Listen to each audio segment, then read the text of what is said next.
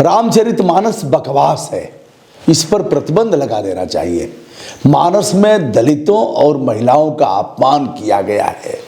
तुलसीदास ने यह ग्रंथ अपनी खुशी के लिए लिखा है, करोड़ों लोग इसे नहीं पढ़ते। यह पूरी तौर पर बकवास और बकवास है, ऐसा कहना है सपा नेता और विधान परिषद के सदस्य स्वामी प्रसाद मौर्य का, जिस पर काफ़ी बवाल मचा हुआ है उत्तर प्रदेश में विशेष रूप से। अयोध्या के साधु संत, हिंदू महासभा के अलावा हिंदुत्ववादी कई संगठन स्वामी के इस बयान पर काफ़ी आक्रोशित हैं।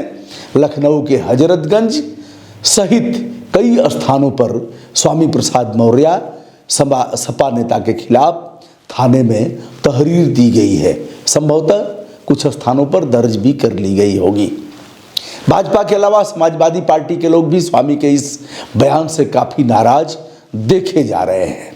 सबसे पहले भाजपा नेता व मुलायम सिंह यादव की छोटी बहू अपर्णा यादव ने स्वामी प्रसाद मौर्य को आड़े हाथों लेते हुए इस बयान पर कड़ी आपत्ति जताया। वहीं समाजवादी पार्टी के राष्ट्रीय अध्यक्ष अखिलेश यादव ने भी कड़ी नाराजगी जताते हुए कहा है कि यह उनका व्यक्तिगत बयान हो सकता है। भूपेंद्र सिंह जो भारतीय जनता पार्टी के प्रदेश अध्यक्ष हैं, उन्होंने अखिलेश यादव पर कड़ा प्रहार करते हुए कहा कि समाजवादी पार्टी में ऐसे ही लोग हैं, ऐसे ही लोगों को जगह मिलती है जो धर्म और तमाम ग्रंथों का अपमान करते हैं, महापुरुषों का अपमान करते हैं। भूपेंद्र साहब को यह नहीं पता कि कल तक उन्हीं के झोली में थे। 5 साल तक उन्होंने स्वामी प्रसाद को पाहुन बनाया था। पाहुन यानी प्रिय, पाहुन से विप्राय मैंने जीजा नहीं कहा है। अपर्णा ने तो यहाँ तक कह दिया कि स्वामी प्रसाद अपने चरित्र का उदाहरण दे रहे हैं। सच तो यह है कि उन्होंने रामचरितमानस को पढ़ा ही नहीं। यदि पढ़ते तो ऐसा बयान वह नहीं कर पाते। राम भारत के चरित्र हैं। राम आज भी उतने ही महत्वपूर्ण और प्रासंगिक हैं जितने पहले थे। रामचरितमानस का लगभग हर भाषा में अनुवाद हो चुका है। हिंदू, मुस्लिम, सिख, ईसाई सभी श्री राम को सम्मान देते हैं। ऐसे ग्रंथ पर टिप्पणी करना स्वामी प्रसाद मौर्य की छोटी और ओछी मानसिकता को दर्शाता है। भारतीय जनता पार्टी के प्रदेश अध्यक्ष ने इन्हें मानसिक रूप से विक्षिप्त कहा। अब बताता हूं स्वामी प्रसाद मौर्य के बारे में। स्वामी प्रसाद मौर्य वही नेता है जो योगी आदित्यनाथ के कैबिनेट पहले कार्यकाल में महत्वपूर्ण कैबिनेट मिनिस्टर रहे। कार्यकाल समाप्त होने से कुछ दिन पहले ही भाजपा को छोड़कर समाजवादी पार्टी को ज्वाइन कर लिया। आरोप लगाया कि भाजपा पिछले और दलितों का घोर विरोधी है। विधानसभा में हार का मुंह देखा उन्होंने, समाजवादी पार्टी से टिकट मिला था। बात यही खत्म नहीं होती। भारतीय जनता पार्टी ने स्वामी प्रसाद मौर्य और उनकी बेटी को भी उपकृत किया, जो परिवारवाद का आरोप लगाती है। प्रधानमंत्री जी से लेकर के उनके तमाम जो नेता लोग लगातार परिवारवाद करते हैं, उन लोगों ने अपने चेहरे को बिगाड़ते हुए, कलंकित करते हुए स्वामी प्रसाद मौर्य को विधानसभा का टिकट दिया। वह जीते और उनकी बेटी को लोकसभा का टिकट दिया और वह भी जीत गई। इस समय बेटी भारतीय जनता पार्टी की सांसद है और स्वामी प्रसाद मौर्य भाजपा को छोड़ करके अब आ गए हैं सपा में। इसके पहले वह बहुजन समाज पार्टी के कद्दावर नेताओं में से गिने जाते थे। बहन जी के काफ़ी करीब थे। भाजपाइयों ने एक बार भी नहीं इनके बारे में कोई विश्लेषण किया, कुछ सोचा। कल तक यह गंदगी फैलाते थे, ऐसे ही बोलते थे।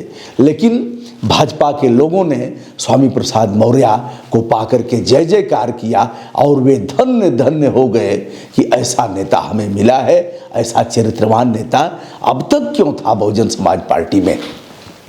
उस समय इनके में कोई दुर्गुण उन्हें नहीं देखा। तो संघमित्रा है उनकी बेटी, वह भी उपकृत करते हुए बदायूं से वर्तमान में सांसद हैं।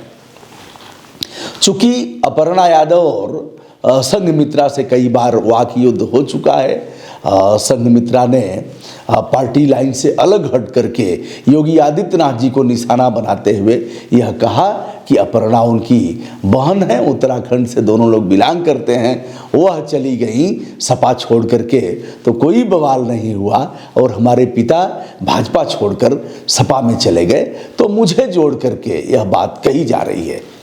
संघमित्रा ने यहाँ तक कह दिया अगर बात आएगी तो हम अपने पिता का साथ देंगे। तो परिवारवाद का नारा देने वाले सत्ता दल के कतिपय नेताओं ने इस तरह से अपना चेहरा बिगाड़ा, बेशर्मी के पराकाष्ठा पर पहुंचे। इनके लिए सिद्धांत, चरित्र, आदर्श सब कुछ गले के ऊपर की चीजें हैं। बिहार के एक मिनिस्टर द्वारा मानस पर की गई टिप्पणी को लेकर अभी बवाल चल ही रहा था कि बीच में स्वामी प्रसाद मौर्य कूद पड़े लमकुड़िया बानर की तरह। लमकुड़िया बानर जानते हैं ना? चलिए, तो अब भाजपाई करें भी तो क्या करें, कार्यकर्ता तो बंदर हैं, कार्यकर्ता बंदर ही हैं।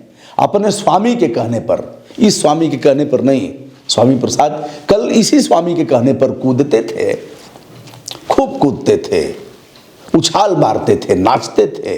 स्वामी प्रसाद मौर्य को नेता मान लिए थे, क्योंकि जिसको पटक दिया जाएगा, जिसको मोटा भाई पटक देगा, जिसको नड्डा साहब पटक देगा, जिसको भूपेंद्र सिंह पटक देगा कि अब यह तुम्हारा नेता है, तो कार्यकर्ता का कोई जमीर है नहीं, काम खत्म हो गया है।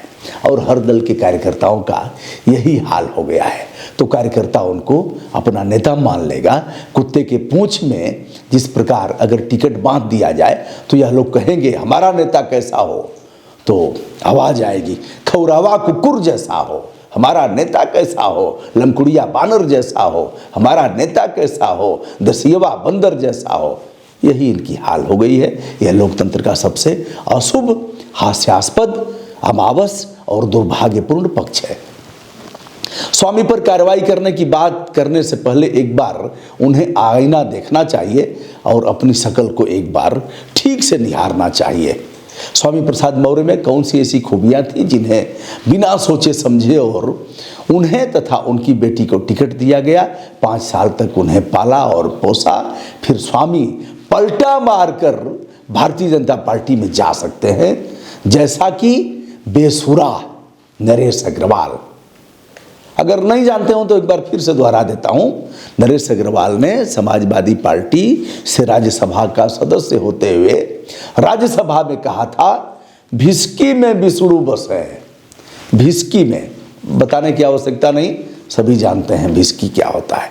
भिस्की में विष्णु बसे, रम में बसे श्री राम। रम भी दारू का बाटल होता है। रम में बसे श्री राम और जिन में माता जानकी। जिन कोई वह भी दारू होता है, कोई अच्छी शराब होती है शायद। जिन में माता जानकी। माता जानकी किस में बसती हैं? जिन में। और ठर्रे में हनुमान। यही नहीं बंद किया, कहा सियावर रामचंद्र की जय। किसका पाहुन है बताओ ना, किसका पाहुन है?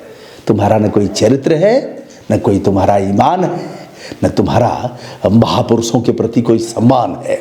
जाके प्रिय न राम वैदेही तजिए ताही कोटि बैरी सम यद्यपि परम स्नेही। दाढ़ी वाले बाबा का परम सहयोगी बना हुआ है। पता नहीं वोट के लिए क्या क्या करेंगे और सारे सिद्धांतों को बेच डालेंगे यह लोग। प्रदेश वाले बाबा से भी कह रहा हूं, जाके प्रिय न राम वैदेही तजिए ताही कोटि बैरी सम यद्यपि परम स्नेही। औकात है नरेश अग्रवाल पर कार्रवाई करने की।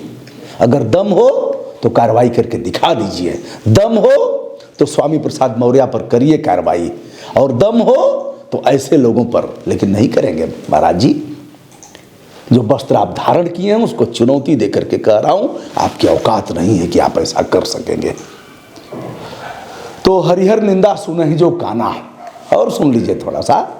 हरिहर निंदा सुनहि जो काना, मतलब भगवान की निंदा जो कान से सुनेगा, हो ही पाप गोघात समाना।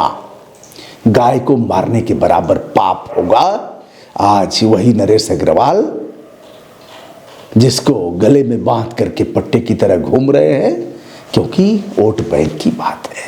महाराज जी, औकात हो तो कार्रवाई करके दिखा दीजिए, और औकात हो तो नरेश अग्रवाल पर कार्रवाई करके दिखाइए, स्वामी प्रसाद मौर्य पर कार्रवाई करके दिखाइए।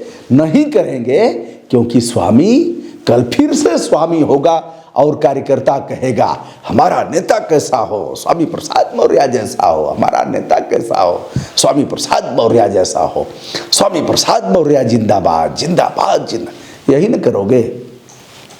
चलिए, कार्यकर्ताओं से एक अनुरोध, सभी दल के कार्यकर्ताओं से, भारतीय जनता पार्टी, समाजवादी पार्टी, कांग्रेस, बसपा, आम आदमी पार्टी, लड़ते हो ना दिन भर लड़ाते हैं या लड़ जाते हो। और अपने अभी खड़गे साहब और यह अभी एक मैं देख रहा था, खड़गे साहब बाजरे की रोटी खा रहे थे, जो इनको रावण बनाए थे।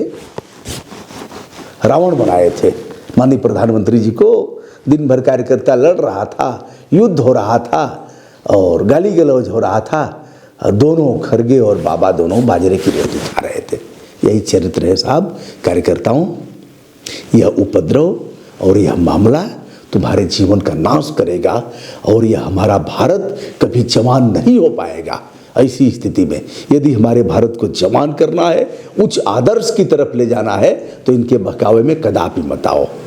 ब्रजभूषण दुबे का सादर नमस्कार, बहुत बहुत धन्यवाद। सभी के प्रति हमारा शुभ भाव, मंगल कामना।